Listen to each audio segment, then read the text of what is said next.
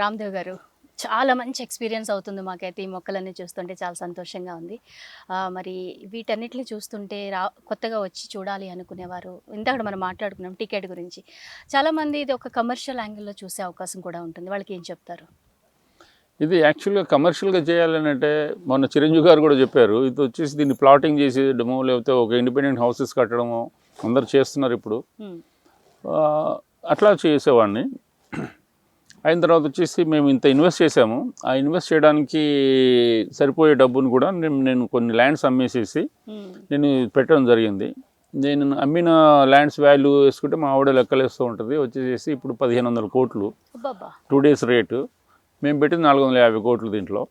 అట్లాగా ఇది commercial angle అనేది లేదండి నాకు. రామ్దేవ్ గారు, అసలు మీరు ఖర్చు పెట్టినవి చూస్తే ఆ స్థలాలకి 1500 కోట్ల వరకు వచ్చే అవకాశం ఉంది అంటున్నారు. ఇప్పుడు మార్కెట్ రేట్ ప్రకారం చాలామంది ఇలా చీప్గా ఆలోచిస్తున్నారు కాబట్టి ఆ ఆలోచన ఫస్ట్ అందరూ ఉపశమించుకోవాలి, మైండ్లోంచి తీసేయాలి.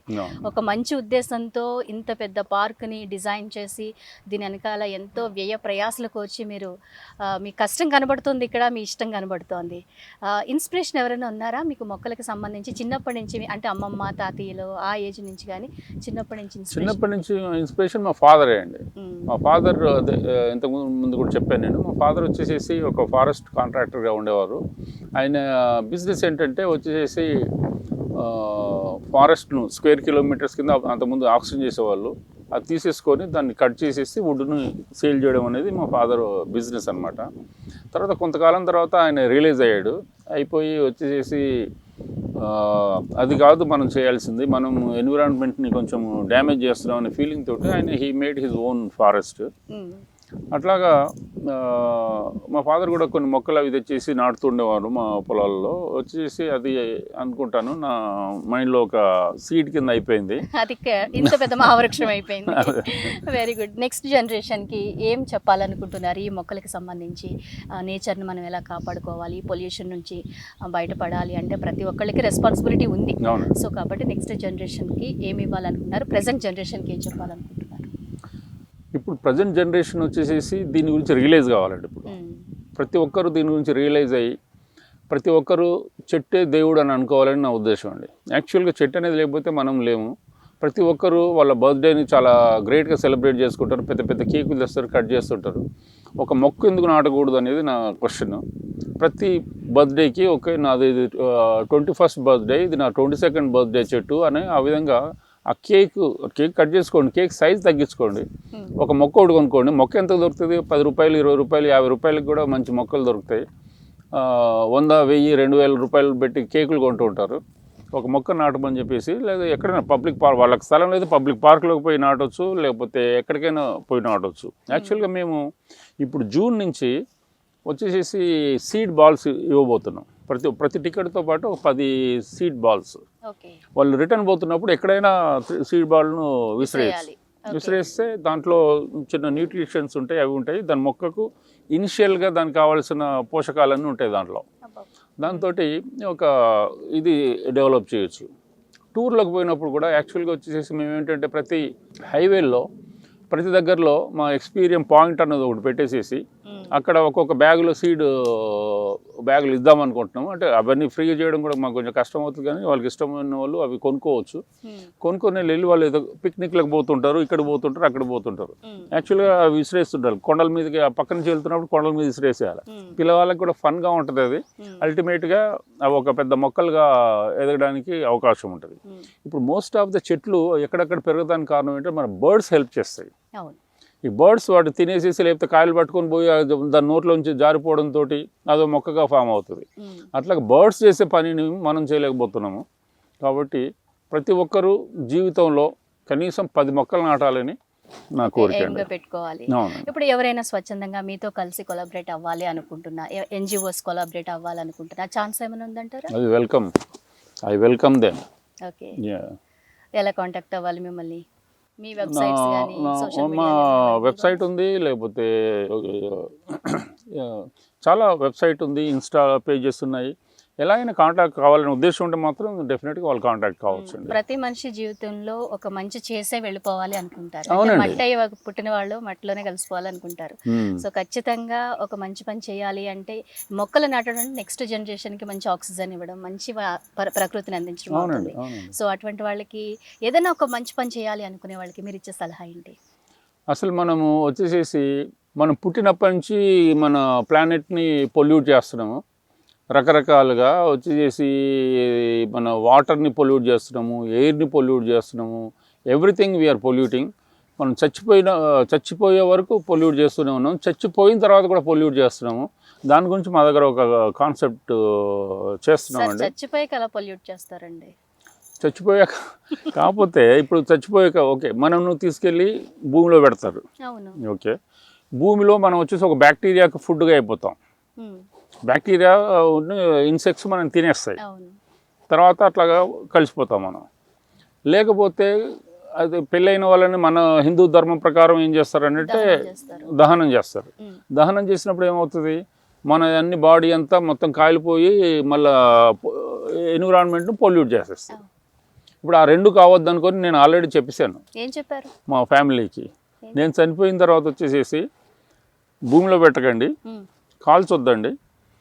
ఒక కల్పవృక్షం ఒకటి ఉంది దీంట్లో మా ఫామ్ హౌస్ చేద్దాం అనుకున్న ఏరియాలో, దాంట్లో నన్ను పెట్టండి అని చెప్పాను నేను.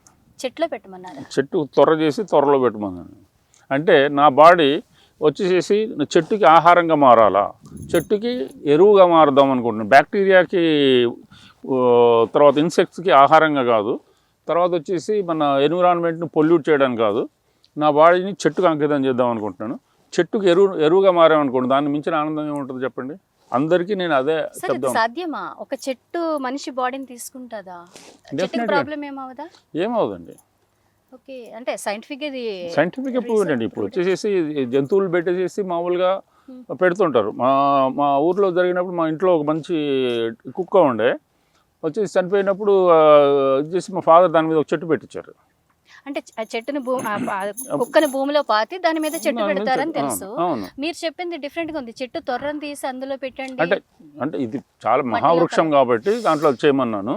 బట్ భూమిలో పెట్టేయచ్చు. భూమిలో పెడితే దాన్ని ఒక ఎరువు కింద మారిపోతాం. తెలుసుకున్నానండి ఈ రోజు నేను. అసలు ఇలా కూడా ఆలోచిస్తారా? మనిషి చనిపోయాక నా బాడీని తీసుకెళ్ళి ఒక చెట్టు తొర్ర చేసి అందులో పెట్టండి అంటే నేను అనుకుంటున్నాను. అందరికీ సాధ్యం కాదు. కాకపోతే ఏంటంటే మేము ఒక గ్రీన్ గ్రేవ్ అని చెప్పేసి ఒకటి కాన్సెప్ట్ ఒకటి మొదలు పెట్టబోతున్నాం. ఏంటి సార్ అది? గ్రీన్ గ్రేవ్ అంటే ఒక 10 ఎకరాలలో వచ్చేసి ఒక క్లబ్ హౌస్ చేస్తాము. అయిన తర్వాత వచ్చేసేసి ప్రతి ఒక్కరికి ఎడ్యుకేట్ చేస్తాము. ఇప్పుడు వచ్చేసి అందరూ నేను కళ్ళు డొనేట్ చేస్తాను, లేకపోతే ఆర్గాన్స్ డొనేట్ చేస్తాను అని చెప్పేసి అందరూ ఒక డిక్లరేషన్ మీద సైన్ చేస్తున్నారు. అట్లాగే నేను ఒక చెట్టుగా మారుతాను అని చెప్పేసి కూడా డిక్లేర్ చేయమని అంటున్నాను. ఇప్పుడు వచ్చి మా దగ్గరకు వచ్చి సెలబ్రిటీస్ని అలాంటి స్టేట్మెంట్ ఇవ్వండి అని అందాం అనుకుంటున్నాను. యాక్చువల్గా ఏంటంటే ఇప్పుడు మన ఇంట్లో ఎవరైనా చనిపోయారు అనుకోండి, తీసుకెళ్ళి ఇలా దహనం చేయడం ఏదైనా చేస్తాము. దాని బదులు మా గ్రీన్ గ్రేవ్కి వచ్చేసేసి వాళ్ళ బాడీని బరీ చేసేసి దానిపైన ఒక చెట్టు పెట్టవచ్చు. అసలు వాళ్ళు కొంతమంది ఆ యాంగిల్ ఆలోచించి ఉండరు. బట్ వచ్చేసేసి చాలా మంచి చెట్లు, మీకు కూడా ఏమో చెట్లు చాలా అద్భుతంగా ఉన్నది, ఐ లైక్ ద ట్రీ అని మీరు చెప్పగలుగుతారు మిమ్మల్ని చెప్పమంటే. అట్లాగే ఇప్పుడు ఈ కాన్సెప్ట్ థింక్ చేయడం మొదలవుతే ఇప్పుడు వాళ్ళు కూడా ఆలోచిస్తారు ఆ యాంగిల్లో, ఏ చెట్టుగా మారుదాం. రెయిన్బో యూక్లిప్టస్ అని ఉంటుంది. ముందే రిజర్వ్ చేసి పెట్టుకుంటాను, నేను వెళ్ళబోయే చెట్టు ఇదే, అది నేను ఈ చెట్టులో కలిసిపోదాం అనుకుంటున్నాను, నా బాడీ ఈ చెట్టుకు ఆహారంగా మారాలా అని. మళ్ళీ ఎన్విరాన్మెంట్కి కొంచెమన్నా అది చచ్చిపోయి బతకడం, అది నా ఉద్దేశంలో. చచ్చిపోయి బ్రతకడం. బంధువులు, ప్రేమికులు, వాళ్ళ కుటుంబ సభ్యులు కూడా మన తండ్రి, తల్లి లేకపోతే మన ప్రియులు ఎవరైతే ఉన్నారో వాళ్ళ చెట్టు రూపంలో బ్రతికే ఉన్నారు. అవునండి. ఆ చెట్టుకు నీరు పోసినా దాన్ని చూసినప్పుడల్లా వీళ్ళు కొన్ని వందల ఏళ్ళు బతికే చెట్లు కూడా ఉన్నాయి. కాబట్టి తాతలు పిల్లలు నెక్స్ట్ జనరేషన్స్ వాళ్ళు గుర్తుపెట్టుకోవచ్చు. సూపర్, చాలా బాగుంది, అద్భుతం, మహా అద్భుతం అనే చెప్పాలి. ఓకే, నెక్స్ట్ పిల్లలు వస్తూ ఉంటారు కదా, స్కూల్ పిల్లలు వస్తారు, చిన్న పిల్లలు వస్తుంటారు. అంటే స్కూల్స్ వాళ్ళకి ఏమన్నా కన్సెషన్ డిస్కౌంట్లు ఇచ్చే ఛాన్స్ ఏమన్నా? డెఫినెట్గా అండి. ఇప్పుడు వచ్చేసి మేము ఏం చేస్తున్నామంటే మామూలుగా అన్నీ ఇప్పుడు ఈ రామోజీ ఫిల్మ్ సిటీ కానీ లేకపోతే వండర్లా కానీ ఇలాంటి కొన్ని అమ్యూజ్మెంట్ ఇవన్నీ ఉన్నాయి. స్కూల్ పిల్లలందరికీ ఒకే రేట్ పెట్టారు వాళ్ళు. కానీ మేమేం చేస్తున్నామంటే 3 స్లాట్లు పెట్టున్నాం. ఎందుకంటే మాకు కూడా దీన్ని మెయింటైన్ చేయాలంటే ఇందాక చెప్పాను మీకు, మాకు ఒక 3 కోట్లు నెలకు కావాలా. కాబట్టి ఏం చేసామంటే ఇప్పుడు 5 స్టార్ స్కూల్స్ ఉన్నాయి, మా రేట్లు వాళ్ళకి 5 స్టార్ లెవెల్లోనే పెడుతున్నాం. ఓకే. అయిన తర్వాత అంటే ఏబిసి గ్రేడ్ కింద మార్చాము. ఓకే, గవర్నమెంట్ స్కూల్స్ మొన్న వచ్చారు, మేము వచ్చేసి 300 రూపాయలు ఛార్జ్ చేస్తాం గవర్నమెంట్ స్కూల్ వాళ్ళకి. అట్లాగా వాడు అఫోర్డబిలిటీని పెట్టేసేసి వాళ్ళ దీనికి అది పెడదామని అనుకుంటున్నాను. ఇక్కడ ప్లే జోన్ ఏమన్నా ఉందండి కిడ్స్ కోసం? కిడ్స్ కోసమే కాదు, అడ్వెంచర్ ఇవి కూడా వస్తున్నాయండి. ఒక 15 రోజులు స్టార్ట్ అవుతాయి అవి. అడ్వెంచర్ స్పోర్ట్స్, తర్వాత జిప్ లైన్, ఇంకా స్నో వరల్డ్ కూడా, ఇంకా తర్వాత వచ్చేసి మ్యాన్ మేడ్ బీచ్. ఇప్పుడు మన హైదరాబాద్ వాళ్ళకి బీచ్ పోవాలంటే గోవాకో, కేరళకో, లేకపోతే వైజాగ్కో పోవాలా. మా దగ్గర వస్తే మా దగ్గరే ఉంటుంది. 12 ఎకరాల్లో కంప్లీట్ బీచ్, అద్భుతంగా ఉంటుంది ఇది. అది ఒక అమెరికన్ కంపెనీతో టైఅప్ అయ్యాము. తొందరలో మనకి ఒక 1 ఇయర్లో అది ఆపరేషన్లోకి వస్తుంది. సార్ ఒకరోజు సరిపోదండి ఇవన్నీ చూడాలంటే, మాకు 2-3 రోజులు ఉండి చూసి వెళ్ళాలి అనుకుంటాం. మరి అటువంటి వాళ్ళకి ఏమన్నా రూమ్స్ కూడా చేస్తున్నామండి. ఒక 40 రూమ్స్, ఒక 25 కాటేజెస్ చేస్తున్నాము. అది ఒక 6 monthsలో స్టార్ట్ పడుతుంది. ఓకే, ఇవంతా రెడీ అయిపోయేసరికి సమ్మర్ హాలిడేస్ వచ్చేస్తాయి. అలాగే నేను అనుకోవడం అక్టోబర్ హాలిడేస్ వరకు మొత్తం అద్భుతంగా తయారవుతుంది. అద్భుతంగా, మహా అద్భుతంగా, వర్షాలు కూడా వస్తాయి కాబట్టి అద్భుతంగా ఉంది, మహాద్భుతం. ఓకే సార్, ఇంకా చివరిగా ప్రేక్షకులకి ఏం చెప్పాలనుకుంటున్నారు? అదే నేను అందరినీ రిక్వెస్ట్ చేసేది, చెట్టే మన దేవుడు, చెట్టే మన దైవం అనుకోవాలని చెప్పి నేను అనుకుంటున్నాను. యాక్చువల్లీ మీరు కూడా ఆ యాంగిల్లో థింక్ చేయండి. అసలు చెట్లు అనేది లేకపోతే మనం ఎవరం ఒక జీవి అనేది కూడా బ్రతకదు, ఎలాంటి జీవి. కాబట్టి మనము ఈ యాంగిల్లో ఆలోచించండి. ప్రతి ఒక్కరూ వాళ్ళ ఇంట్లో ఎవరు పుట్టినా, లేకపోతే చనిపోయినా, లేకపోతే వాళ్ళ బర్త్డేలకి ఓకే మీరు ఒక చెట్టు నాటే కార్యక్రమం చేయండి. తర్వాత ఎవరైనా వెల్కమింగ్కి మనం బొకేలు అవి ఇస్తుంటాం, దాని బదులు ఒక మొక్క ఇవ్వండి.